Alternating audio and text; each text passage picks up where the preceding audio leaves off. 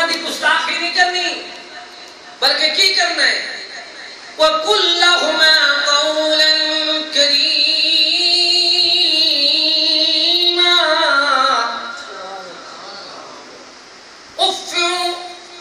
if نہیں کرنی کا اللہ پر بات کرنی ہے قولاً کریما عزت والی اللہ تو دعا ہے اللہ کریم اسا سارے والدین دا فرما بردار سب تو پہلی چیز ہے حقوق اللہ اور اس تو بعد کی ہے حقوق العباد اور اللہ دے بندیاں دے حق میں جو سب تو پہلا حق ہے ماں باپ دا اللہ تو دعا ہے اللہ تعالی سانو سمجھن دی توفیق بخشے کہ اسی والد دا بھی مقام سمجھیے والدہ دی بھی شان سمجھیے اور اپنے بڑیاں دا بھی ادب کریے رسول کریم صلی اللہ علیہ وسلم نے فرمایا لوگوں والد ہے اگر والد نہیں تو والد کا قائم مقام کون ہے سسر پھر سسر دے مقام تے کون ہے سبحان اللہ استاد من تعلم معلما ابوکا لوگوں اللہ نے استاد نے بھی تہاڈا والد بنایا اور گھر والی بیوی دا جڑا شوہر ہے بیوی دا جڑا والد ہے وہ بھی تہاڈا والد ہے اور پھر سمجھایا گیا ساری دنیا کو سمجھایا جا رہا ہے وہ لوگوں خیال کرو اللہ تعالی نے سبحان اللہ تہاڈے والد دا بھی مقام بنایا ہے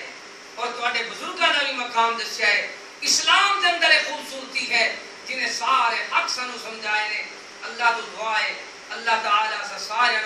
اپنا اپنے محبوب کا سچا پکا فرما بردار بنا آمین اللہ کریم سانو اپنے والدین واسطے صدقہ جاری اپنا آخری بات سنا کے بات ختم کرتے ہیں نبی کریم صلی اللہ علیہ وسلم نے فرمایا لوگوں کس ٹائم ہوتی ہے جماعت 1:30 بجے جماعت میں سمجھا 1:15 بجے ہاں بھائی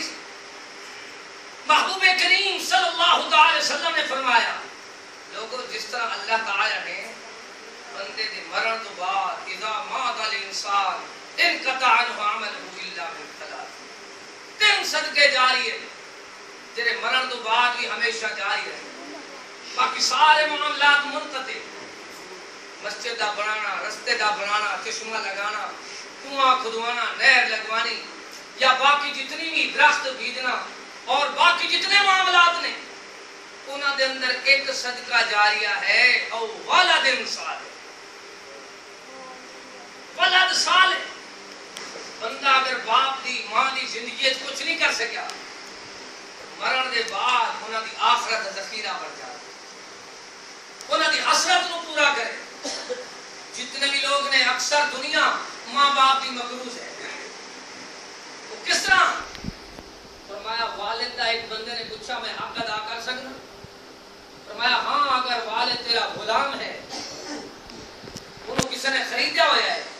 تو تم انہوں خرید کے واپس لائے تو پھر تو حق ادا کر لے گا لیکن والد دا بھی بڑا حق ہے والدہ دا بھی بڑا مقام ہے لیکن کی مقام ہے کہ انہوں نے مرن دے بعد اسی کی کریے انہوں واسطے صدقہ جاریہ بن گئے ایک بندہ والد کی زندگی وچ بھی گل نہیں منتا مرن تو بعد ہی نماز نہیں پڑھتا وہ کہتا ہے میں صرف کل خانی کر کے بدعات کر کے جمعراتہ کر کے ماں باپ کا شکوا لوں گا نہیں او ولد صالح اولاد صالح بن جاوے تو ماں باپ دی قبر ٹھنڈی ہو جاتی ہے اولاد صالح بن جاوے تو ماں باپ نو جنت مل سکتی ہے